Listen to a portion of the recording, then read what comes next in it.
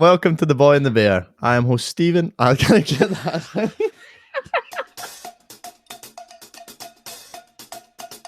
Hello and welcome to The Boy and the Bear. I am Stephen, host, mediator and general voice of reason. I'm joined as always by our resident boy and bear, Patrick and Scott, to guide us through what has been a fun-filled couple of weeks for Scottish football. From burst European bubbles back to domestic bread and butter. Before we inevitably have a debate on which club has had more of a shocking week in Europe, it's compliments, lads. And Paddy Boy, I would like you to go first, please, mate. Yeah, no worries. Nice to see you both again. My compliment this week, Scotty, is I think it's really refreshing and good that Rangers seem to have found a resolution with Hadji to get him back playing again. I think, as you've been saying for quite a while, been crying out for a winger, a bit more creativity in the team. What a tremendous 20 minutes, yeah. I was going to say, it seems he's had a bonkers 20 minutes. You know, like I think he got the assist, didn't he? Yeah, he did. Got the assist and then just cut a mother down. That's one way of putting it. Yeah, I think it's sensible management that he's back in the fold. I think it's a bit cheap that he doesn't get to collect, as per the terms of his contract, get a wage rise, but I know. At least he's back. But it's penny pinching Rangers, isn't it? So, what a way to announce your wage rise. Oh, yeah, assist, chop a boy down, give a middle finger to your manager, wage rise. Cheers, pal. I'm off in January. See you later. Well, thanks, Pat. Yeah, it's been nice to have him back for the 20 minutes of pure glory. My compliment to you is probably no surprise, but it's another victory where Celtic looked down and out and came back to show a really solid mental attitude to get back into the game, make the correct subs, and just go on to win. When it looked like it might be one of those days. So I have to say the mental strength of Celtic is the biggest compliment I can give them. What are Ross County doing for that couldn't go, by the way? They just look all over the place. But was it a free kick though? Was it a free kick? I don't even care. They just looked like they were the ones chasing the game. I was like, what are you doing, man? Also, it was a free kick. You can see if you watch back in the highlights, it's definitely impeded and stopped from doing what he wants. It's a free kick. Mm-hmm. But yeah, I agree. Ross County were a shambles at that goal, but we'll take it and we'll get into it in more detail later, I'm sure. Absolutely. Well, before we do that, we actually have a new feature for the podcast. Ooh. Oh. There we go. And it's called I Come in Peace. I come in peace. Scotty, you asked me to let Pat go first, so naturally I'm going to ignore you and ask you to go first, please, mate. So wait, just to recap for the listener, this whole section is we can ask each other a question and we're not allowed to flip out and have a tantrum. Well, this is how compliments was meant to start. Yeah, that's true. Okay. So we'll see how it goes. So it'll eventually go to shit in 3 weeks. I've got faith that our friendship's strong enough that you boys can do this properly. I had faith that Hadji would see out 45 minutes, mate, but that didn't happen, so we'll see. Right, well, I suppose if I come in peace, all fair and all that, so why don't I just kick it off, rip the Band-Aid off? Why do Celtic fans complain that the league officials have it in for them when they've won nothing but the domestic league titles for the last number of years? It drives me bonkers. You just moan about the leagues, you moan about the refs, but you win everything. What the fuck are you moaning about? I'm assuming I'm allowed the right to reply. It'd be a pretty bad podcast if you weren't. Fair. But I think it actually makes Celtic fans' argument stronger, the fact that we've been winning everything and still feel as if we have a right to complain, than if we'd been losing and blaming the losses on referees. You didn't hear Celtic fans blaming the COVID season on refs, etc. That was just, we were fully accepted that our team was shite and Rangers deserved to win the league this year. I think the fact that Celtic are still sweeping the board domestically but are still calling out the standard of officiating is helpful for the league as a whole. We've done podcasts, Scott, where we agree that the standard of officiating is nowhere near good enough.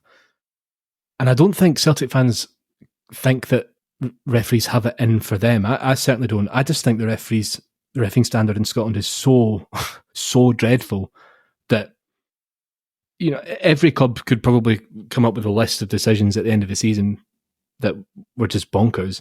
And I also think the claim of it evens itself out is lazy nonsense, which isn't true. And there have been seasons where there have been countless mental decisions, against Celtic. And I'll admit we've had a couple of decisions go our way as well. But generally, even if you listen through the back catalogue of this podcast, or if you were to review a season of high-profile media Celtic ref incidents, more often than not, Celtic are on the wrong end of them rather than the right end of them. And Rangers players apparently all allowed to handle the ball in the box. I was waiting for that bit.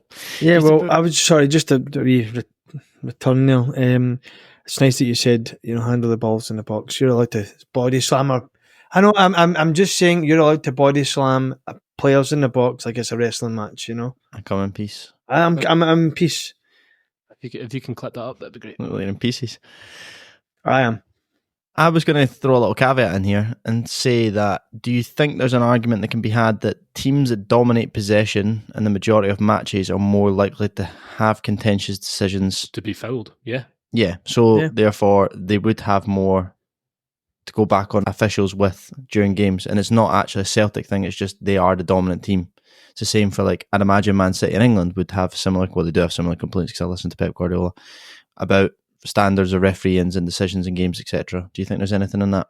Yeah, I would probably agree. I think you see it. It's almost like that thing where they feel heart sorry for the lesser team because they've not got the quality of attacking players, and it's like, oh well, you've had an opportunity, and is that would you can't say sorry for anyone? No, I know, but I'm just saying, is that the kind of way? Oh, we'll let him off with it. He's trying to chase the ball down, and it is a foul, but he's clipped the boy, and it's. Do you mean, is that something that you think they would do, or is it just? It's not your kids' Saturday morning football. You know what I mean? It's this is our professional game. We'd like to think that, right? Well, can we get on to the next one, please? Yeah, that's fine. No problem. Thank you. Yeah, sure. All right, Scott, I come in peace. I'm sure you do. Is Clement the right man? Oh, You're third in the league. Your team are in complete disarray, and that's a pumping at home in Europe. And I know people in glass houses shouldn't throw stones, etc. But I'm not convinced by the guy. I think his press conferences are not that far away from some of the stuff Kashinya came out with. What's the case for the defence? I don't like to label him as another Kashinya, right? Because I do feel some of the things Kashinya said, as much as the guy was obviously a bit of a crackpot. The caravan keeps rolling. Caravan. No, but again, that is it's a Portuguese saying, right? So I think we need to be a bit mindful of other cultures and maybe not throw managers to under caravans because they've said something that we have no idea what it means. But again, the dogs will keep barking. So. Yeah. But I don't know, like I understand why you've asked the question. And I'm just maybe going to touch on it at the episode, but I might as well just chat about it now. I find myself in a kind of dilemma with Clement. I want to back him. I want to give him time to turn this around, and obviously the team, the club as a whole is in, a total mess, on and off. And I think it's not going to be a one season wonder fix. It's going to take a bit of time. When did he come in? January? Or was it before that? I think it was just before. I think it was like October, like maybe a year ago now. Was it? Is that a year? It's been a year. And this is the thing, this is what I was going to get on to. Like, I feel in that year, yes, okay, we've lost a lot of senior and experienced players, but Tavernier, for all his greatness, he's clearly still unfit in a sense. Like, we've got 3 right backs. So, and he said in this summer that Tavernier wouldn't play as many games as he has, right? And I just think we're early into the season. Why not give the guy a rest to get the best out of him? We've got 3 right backs. Why don't we use them? We've got. He said in the summer as well that we're going to use a few of the youngsters, and like, I want to promote the academy. And so far, we've hardly seen any of them. We've given more minutes to Kieran Dowell than we have any of the academy players, and I would much rather, as a club, we give that pathway and to guys that actually want to try and make a difference and make the mark. You've not been good enough. No, I understand there's that argument as well, but how do we know they're going to be good enough if they're never given an opportunity? Because the manager sees them in training. So it goes back to the point, you trust your manager. Yeah, no, I know, but I'm just saying, like, it's hard. I feel like for myself, and I'm sure there'll be many other Rangers fans that want to see him do well, but it's it's like Pat said earlier. It's some of the stuff he's coming out with in press conferences and some things he's saying, and is what he's saying, and then he's doing the opposite when it comes to team selection or picking. I think that's the difficulty I'm having with him, and I understand he's in a very difficult position with the whole mess of the club, but he's not really helping himself. He's not giving himself enough breathing room. Fans aren't seeing a well organised, well conditioned side. We look a bit all over the place at times. We have some nice moments. Look like we play some nice stuff, and then we look disjointed. Did you see your comments from your acting? Is it your acting chief executive or whoever it is? Whatever his position is? John Gilligan. I thought the most interesting bit about that was when he actually admitted that he was basically getting the manager, or the manager had been doing things that weren't in his job remit, and he was almost spread thin to an extent, and that's where the board felt they could do a lot better. So, I mean, I've never heard someone work for a football club and actually admit to that level how much the club is in turmoil. From a neutral point of view, you've got to remember, like, when you got this manager, it was seen as a bit of a coup, to be honest with you. I mean, and it still should be, because I think you've got to give him more time. I do. Yeah. Your club was an absolute shambles, and it's not the fact that you shouldn't look at the position of where you are now compared to when you obviously sacked your last absolute Twitter bot that you had. But where would you draw the line, Scott? Like, so how much time? Like, obviously, it's a results business. All the cliches in the book. But at what point would you call it? Or, Rangers look okay at the moment, look pretty stable. But if you were still third after Christmas, is that major? Like, what's the cutoff for you? I think it really just depends how big that gap is between. If it's like a point in it, then no. But if, say, we play Aberdeen next couple of weeks, we get beat off them, and then it comes we play Aberdeen first before. Game back. You what guys play. Game that's going to be tough. They're on tremendous form, but I think if we play, is it the week after, 2 weeks after we play them, if we get beat there, but get beat pretty badly, there's already people wanting him gone, and I don't agree with that. I think we can't keep changing managers. We've done it enough, and it's caused us to get into this position, as well as mismanagement at the board level. But again, I think come January when we play, obviously you guys again at home, if we get another doing, and we've lost Aberdeen, and the gap is significant. His record against Celtic needs to be better, isn't it? Yeah, it does. He needs to be, No, he's not 1-1 yet. And I think that's always going to go against an old-firm manager. You can't be in this job and not when. Yeah, there's arguments to be made that he needs time, and I do agree that he does need time, and he does need a few more windows, because I do feel that you can see moments of what he wants his team to do.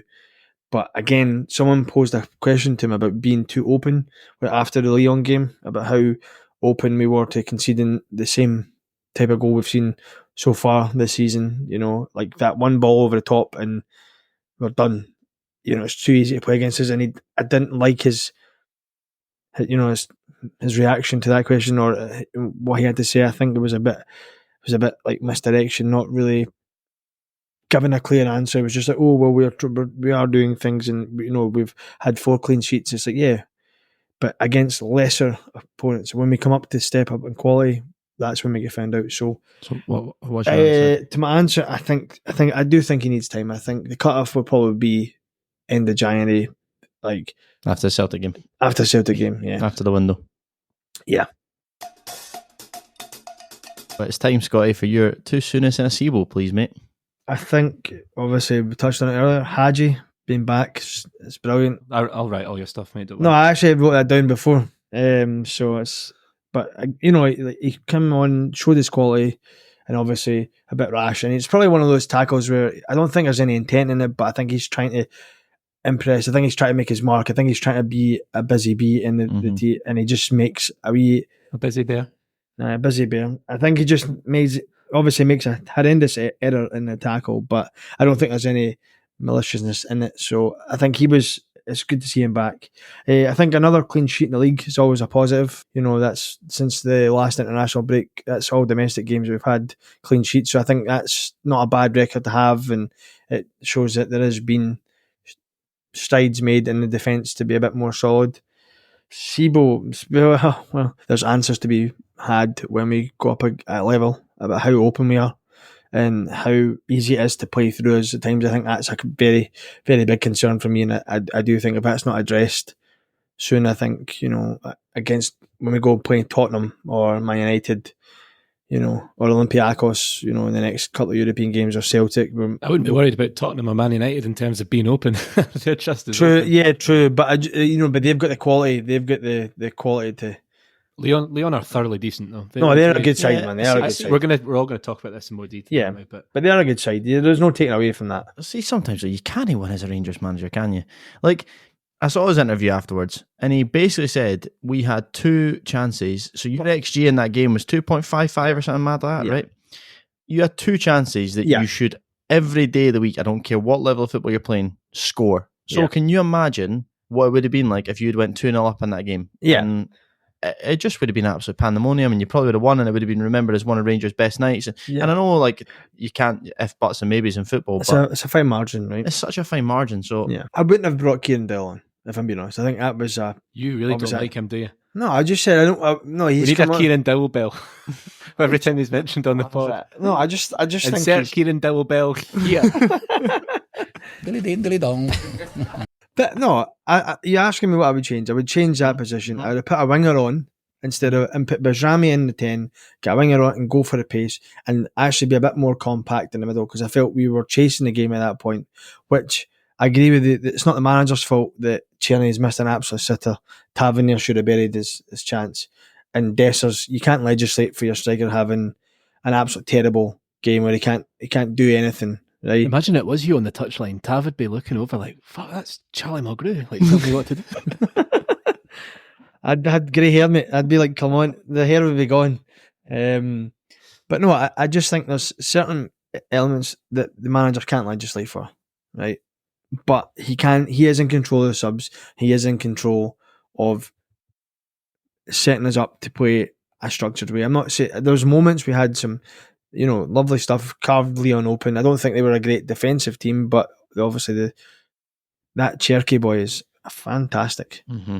But, like, ridiculous. Yeah, and Lacazette's goal is an absolute scream. You can't, okay, there's things you can maybe do to get out and put pressure on him, and Robin Proper can maybe hold his position and not rush in to try and win the ball back and maybe mark him, but it's a great finish, right?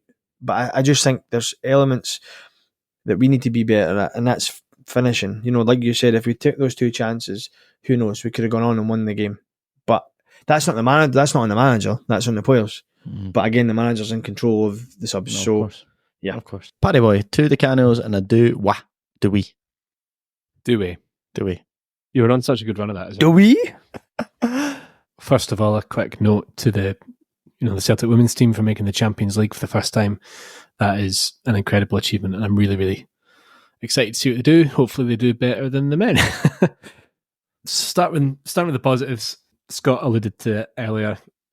The Ross County, that felt like an absolutely vital win, because can you imagine the narrative of after the Dortmund game we'd then drop points and it'd been one of those days in the Highlands, and we'd had... You would have had your Rodgers out t-shirt on. I would have been Rodgers out.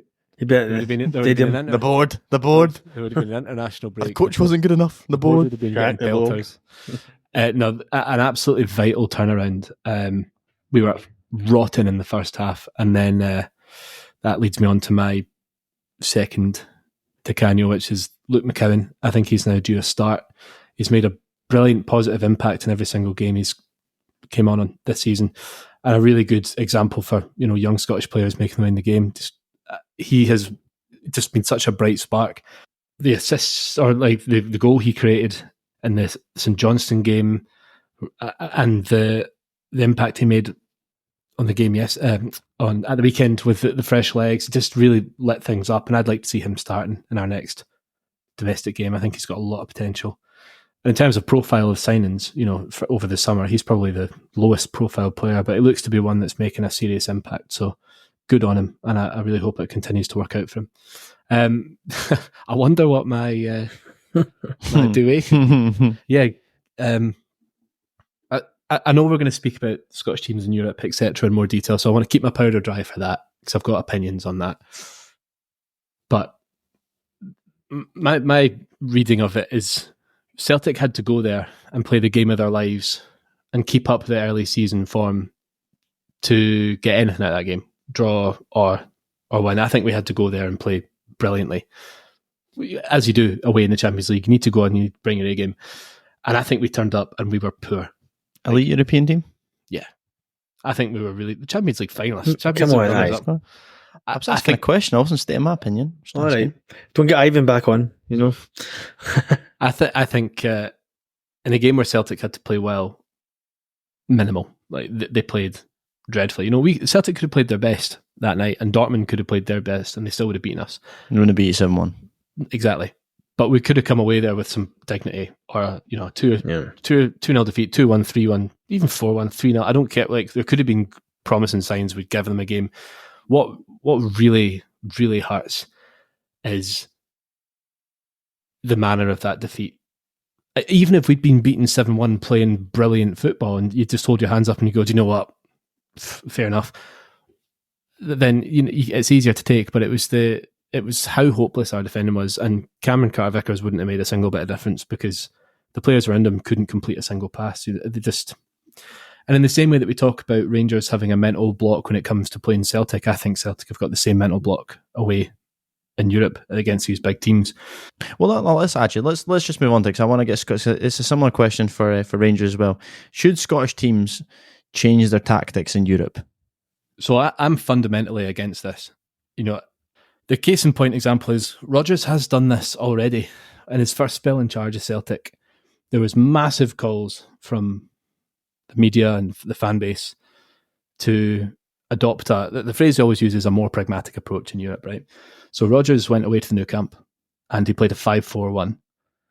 He played Christian Gamboa at right back.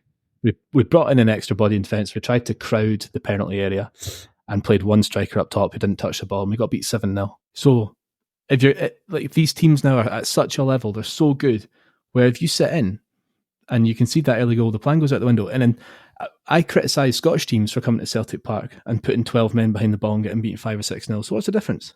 Like I cannot say that about the standard of our league and Scottish teams coming to Parkhead or Ibrox and parking the bus and complaining about it, and then ask that Celtic shove 10 men behind the ball in Europe. And I don't care that it's what Strachan did or what Lennon did, because I enjoy watching my team playing good football. What I'm interested to know, and what I'm interested to see if you guys agree on, is if you think that it's actually the step up in opposition is just so great now that it's such a hard transition. The standard of our league has dropped to such an extent, and the standard of the elite leagues has improved to such an extent that Celtic and Rangers, when they do step up, find it incredibly difficult. Even like 15 years ago, when the league was maybe in a slightly better place, say we were playing a strong Hearts team at Celtic Park and then we had a European game in midweek. I'm obviously not saying that the standard was close, but it wasn't a chasm. You know, you don't go from playing St Johnstone at McDiarmid Park winning 6-0 to then going to play Dortmund. Yeah, I don't think I don't necessarily think that it's a two-way street. I don't think that the European leagues have got better.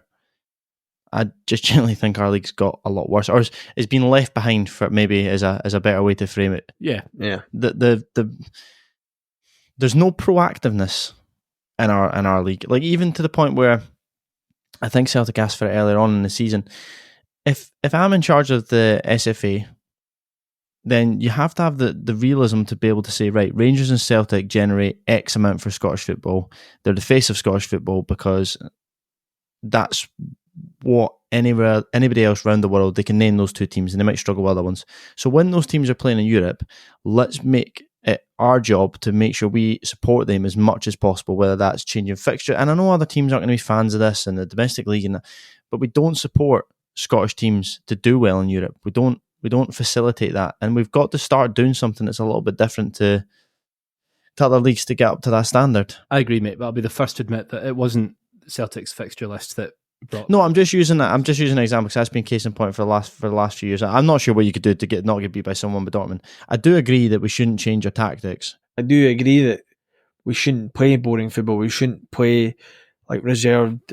Those days are gone. Yeah, if you want us to be left further behind, keep putting 10 men behind them. Yeah, absolutely. And I don't think that is the right approach. What I do think, though, is when you do when you are up against a good team, you have to be compact. But when you have the ball, you have to be able to play out. You have to be able to use the ball well, which is what we didn't do the other night, and that's what caused us. Because two of the goals, sorry Pat, two of the goals that we conceded were our own downfall by sloppy passing or trying to overplay in areas that we shouldn't be overplaying in. And, Same with us. you know, Dortmund didn't have to be good to beat. Like, No. they got 2 penalties, right? Both of which were penalties. And I honestly think the other 5, like maybe there was one moment of great quality, but there was definitely at least 4 goals that Celtic didn't complete a pass. The one where Maida inexplicably takes a turn inside. And you're just like, what? You don't do that domestically. No. So why are you doing it now? And I think it's a mental block, and I think it's, you know. Do you think it's almost like say for example, like Maida's problem there, or Barron's like no look back past him, no man's land. Like, do you think it's because back in their mind they're like, oh well, we're a dominant team in the league. I know there's someone behind me. I don't need to look at it, and Exactly. we can get away When's with the it. last time whereas- Barron played against a team that wasn't Celtic or Maida on that left flank, who's actually pressing to intercept that pass? It's a harsh lesson for both teams, but you know, if there's any salt about the young players in that team, they'll learn from it and grow. But I do think that you don't have to change your approach too much. I just think you have to tweak it ever so slightly to be a bit more compact. And when you have the ball, you play well. Complete your passes. Yeah, complete your passes, but play out and progress the ball up the park. Force them to, you know, turn and run and do a bit of defending, you know, rather than the kind of traditional stuff we see from Scottish, or what everyone thinks is traditional Scottish stuff, is hump it up the park and try It's kind to. of like, it's the equivalent is like if you're weightlifting, right? Mm-hmm. You know, someone who's lifting 10 or 20 kilograms is doing the same sport as someone who's an Olympic weightlifter and lifting 150 kilograms, right? But you can't make that jump like in a week or a few days. You need to build up to it. So until Celtic and Rangers are regularly playing against teams who are trying to play attractive football, Yep. you know, that gap is always going to exist. The atmosphere of the stadiums, the standard of the pitches, the quality of the players, the level of coaching. Pat's just made a point about Luke McCowan being one of Celtic's best buys, and he's a Scottish guy. You look at some of the players that have played for Lyon, the Fofana, 18-year-old for Lyon, French, absolutely brilliant. You've got Karim Adeyemi, a German international. Do you mean these are all boys that have been given an opportunity at a young age, shown their talent, and okay, they've made mistakes, but they've been back in, they've been kept in, they've been played. We don't give that opportunity enough, especially at the. Well, you know, we do to an extent. The problem is if they players at Scottish level are actually genuinely good enough. Yeah, they no, don't play. They don't. No, let me finish. They don't end up playing for Rangers, Celtic. Billy Gilmore and Ben Doak, prime examples. Yeah. They get poached 15-16. Goodbye England. Right. And I think this is a deeper dive that we have to yeah, we need to do absolutely. it. Special episode. Let's move on to more positive things, shall we? Okay. We have a listener question this week. We actually have 2 listener questions this week from the same person. Oh. Now it's from Kenny, our resident Jambo. And in a week where Hearts were the only team to do Scottish football any justice, I thought it was fair that we read his questions. So the first one is, if you could take one player from the opposing team and swap them from one player in your squad, who would it be and why? I take it you mean Celtic and Rangers. Yes, he does, yeah. Right. Oh. Pat, you go first, please, mate. I'm not stalling to sound like a dick. I'm genuinely struggling. Who would I take? A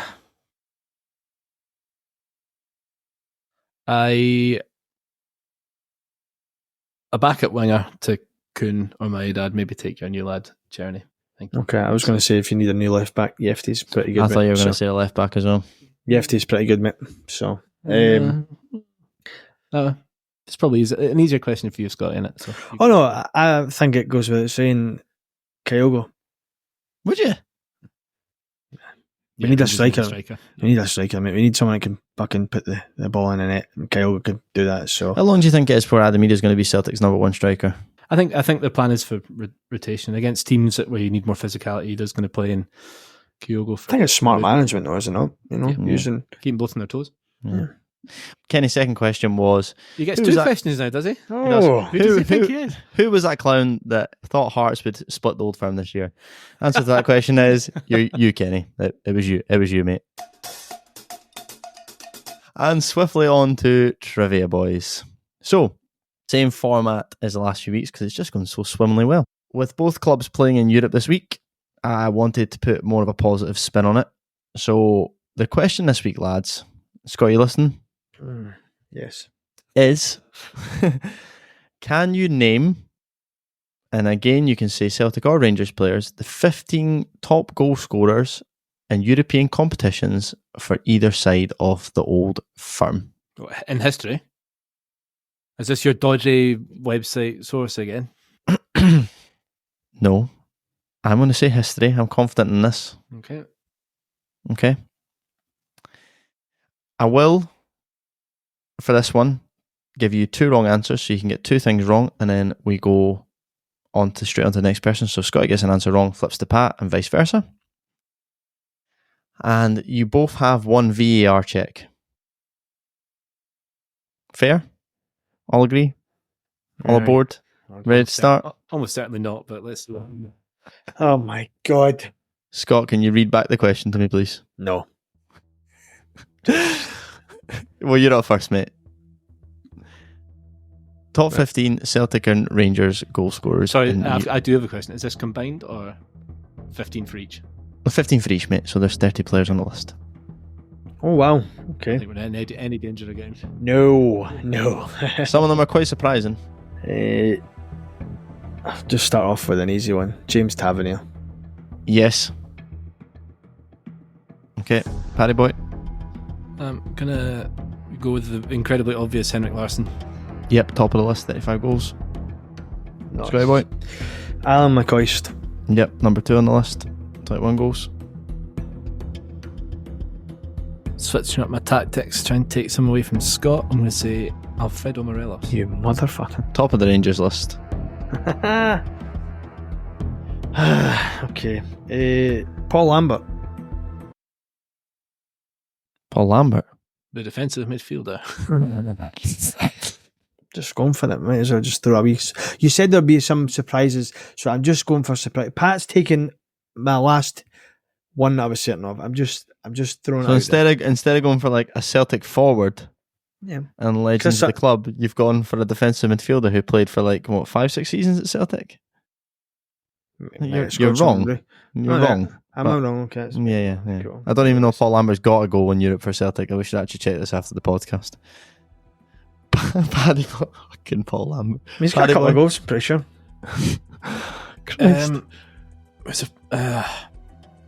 I mean, Bertie Auld. Lisbon Lyon, surely. No, I don't think he is. Scott, you're up. Kenny Miller. Correct. Thanks. I'm going to say Lee Griffiths. Correct. I'm going to go for Peter Livenkrantz.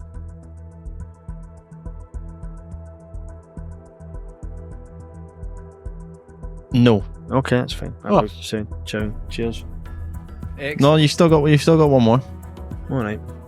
Does he? I thought it was 2, mate. He's 2, and then you get as you're on your final list, you can get Oh, 2 yeah. wrong. Oh, you can get 2 wrong. Okay, sorry, I thought it was 2. Yeah. Right, that's fine. Well, it was worth a punt. Peter Lovenkrands did have memorable goals against Inter Milan, but he is not in the top 15. Not enough. That's fine. No. I'm going to say Chris Sutton. Correct.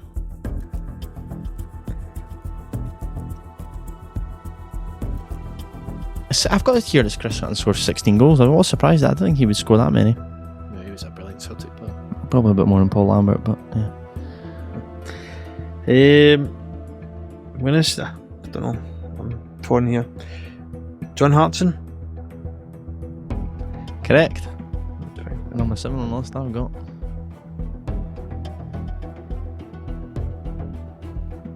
I think you tried to name more Celtic players than Rangers players now.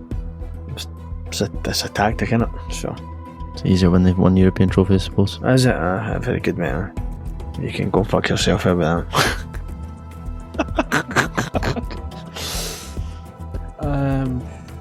I'm not so sure on this one. Oh, who do I go with? I'm torn between 2, right? But You're probably going to have to name another one after this, so just give me one. Edward. He is on my list. 13th with 9 goals, so yes.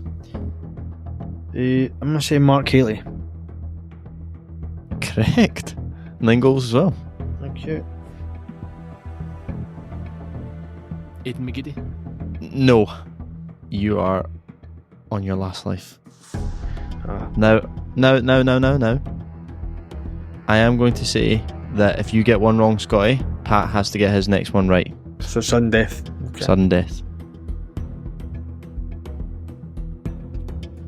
I've got 4 on my list, and I'm really. I'm going to say George Alberts. I'm sorry, Scotty, that's an incorrect answer. Paddy Boy for the win. Paul McStay. No. Oh my god. Scotty, back up. Neil McCann. Neil McCann. Is Neil McCann on my list? Oh. He is. He's joint 15th on that list, Scotty. Thank you. Fucking hell. Joint 15th. Wow. Told you it was one of 4 I had written down. That was It's hard because there's Celtic icons that I've not mentioned because there's less European football back in the day, but I won't forgive myself if I don't try Kenny Dalglish. I don't think he'd be there. No. Fair. He's not. And your favourite Celtic player of all time actually is? Johnson. Yep. Yeah. Scotty Boy, you've got a win, son. Wow. Yeah, I had 2, can I just check where they would be if I was, I had Nacho Sure. Novo and Michael Moles on my was thinking list as Novo well. Novo's on it. Novo's on it. Mhm. I knew he He's did pretty well. 13th on the list with 8 Yeah. goals. You had a lot of joint 15s, like David Cooper's, Colin Steens. Yeah. Paddy Boy, some of the ones you missed on that list I've got is Scott McDonald, believe it or not. Yeah, I was thinking him. Chris Commons, Bobby Lennox, Wow. James Forrest, Willie Wallace, Stephen Chalmers, Tommy Gemmell, Charlie Nicholas, and then I thought you were going to get Alan Thompson, but you didn't give me Alan Thompson. Scotty, All from your people point that- of view, All people are considered. yeah. Daryl Purcell, Scotty, was quite high on your list. Fucking hell, yeah. Rod Wallace, Ralph Brand, Yeah. Willie Johnson, you said Mark Haley, who else? A lot of the older Notables? guys as Yeah, well. Brian Loudrup, people like that. Yeah. Still Sure. impressive though, boys. Scotty takes the win. It's been long overdue. And did you both forget to pick your fantasy teams? No, I've got something to say. So I took Tierney out after a few bad weeks, and he decided to score a double yesterday. So I've resigned myself to bottom. I'll tell you what, Paddy. Since you're more invested than the rest of us, you give the update because it's not looking great for me. Yeah, Scott. All that matters is I'm not sure how across the league table you are, Scott. But who do you think's bottom? Oh, I'm pretty sure it's Mr. Motivator himself. Start motivator. And you can DM us on Instagram if you still want into that. Where are you boys? I think I'm 4th. I'm second. Am I 4th? No, you're not. No, sorry, you're not. You're not second, Pat. You're. And we're not have a drop down. No, you're 3rd. Yeah, the Graham Murray Head Stand Society has overtaken you, which is a truly incredible name. Oh, yeah, dancer. I'm back in 2nd place. What a week Superb. for you. That's fantastic. I'm away to put the lottery on. Oh. It's looking like a good league actually. So we've got Duda Oyakoki. Yeah, which is that's Kenny. Yeah, it's Jam. Kenny Boy, yeah. And second we've got yourself, Scotty. Third Yeah, we've got thank See What You're Made Of. That's me. Oh. Fourth is The Cry Was No Asbestos. Fifth, Pour Your Kettle Well. Oh. Sixth, Turned the Bane Against Us. And bottom of the league, Steve. Scroll down, bottom of the league. Diamante in the rough. Diamante in the rough. You're gonna Diamante is in the rough. Yeah, he's not. He's Don't not. worry, I'll get myself on the fairway. Don't you boys worry. Don't you boys worry. You've been listening to The Boy and the Bear. Email us your questions or complaints at theboyandthebear@gmail.com and share this pod with your mates on your group chats. And please do follow us on our social channels, Instagram, X at Boy Bear Pods, and we're also on YouTube at the Boy Bear Podcast. Hail, hail, lads. Follow. Speak to you both soon, boys. Pleasure.